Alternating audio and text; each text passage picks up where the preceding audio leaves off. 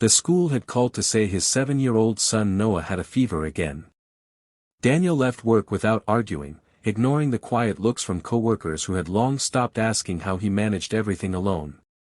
He drove home with groceries on the passenger seat, thinking about soup, medicine, laundry, and the mountain of dishes waiting for him. The house was quiet when he unlocked the door. Too quiet.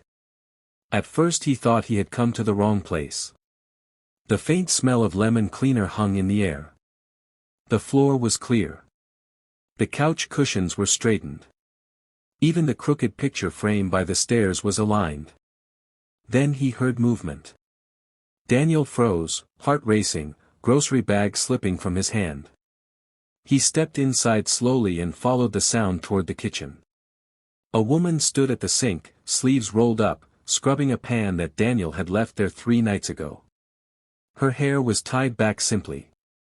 She wore jeans and a plain sweater, nothing that suggested danger or intrusion. She turned when she sensed him and her eyes widened. "Oh," she said softly. "You're home early." Daniel stared at her, words tangled in his throat. "Who are you?" he finally asked. She dried her hands on a towel and offered a small careful smile. "My name is Eleanor Hayes." The name hit him like a sudden drop. Eleanor Hayes. CEO of Hayes Technologies. The woman whose company dominated half the city. The woman whose face appeared on billboards and business magazines. The woman who had spoken at Daniel's office last year while he stood at the back, unnoticed. Daniel felt dizzy. "Why are you in my house?" Eleanor glanced around, almost embarrassed. "I know this looks strange. I promise I can explain." His first instinct was anger. His second was disbelief. His third was fear that he might wake up and find the house still dirty and his life unchanged. "I didn't mean to scare you," she continued. "Your neighbor let me in. Mrs. Patel. I told her I was a family friend." Daniel rubbed his face. "You're not." "No," Eleanor agreed. "Not yet." He opened his mouth to protest, but before he could speak, Noah's small cough echoed from the bedroom. Daniel moved past Eleanor instantly, checking on his son, who slept fitfully beneath a clean blanket.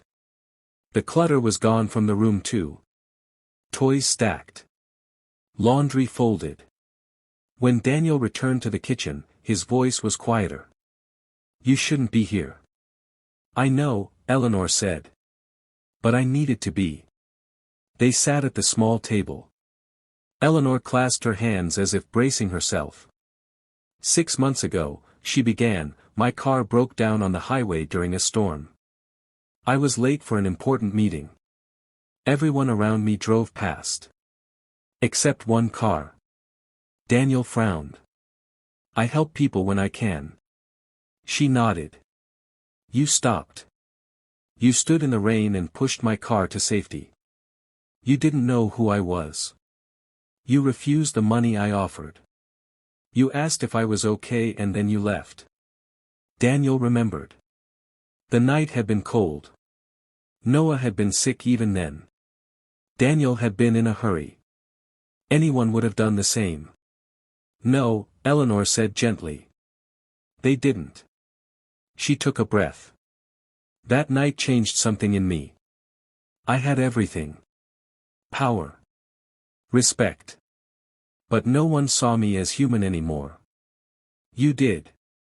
For 5 minutes." Daniel looked down at his hands. "That doesn't explain this." "I tried to find you," she said. "I asked around quietly. When I learned who you were, I did something I have never done before. I read your file." His chest tightened. "I saw the unpaid leave. The medical bills. The promotions passed over because you could not stay late. I saw how often you left early for your son." Daniel swallowed hard. "You had no right." "You're right," she said. "I didn't. That's why I didn't come as your boss." She gestured to the clean kitchen. "I came as someone who owed you kindness and didn't know how else to give it. Silence filled the room.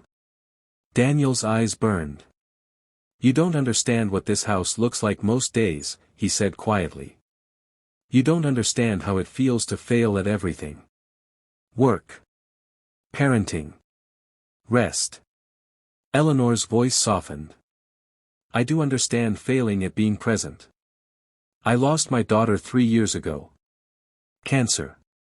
I was always busy. Always important. When she was gone, none of it mattered." Daniel's breath caught. The room felt smaller. "I can't fix your life," Eleanor continued. "But I can change one thing. Starting tomorrow, your role at work will be remote and flexible.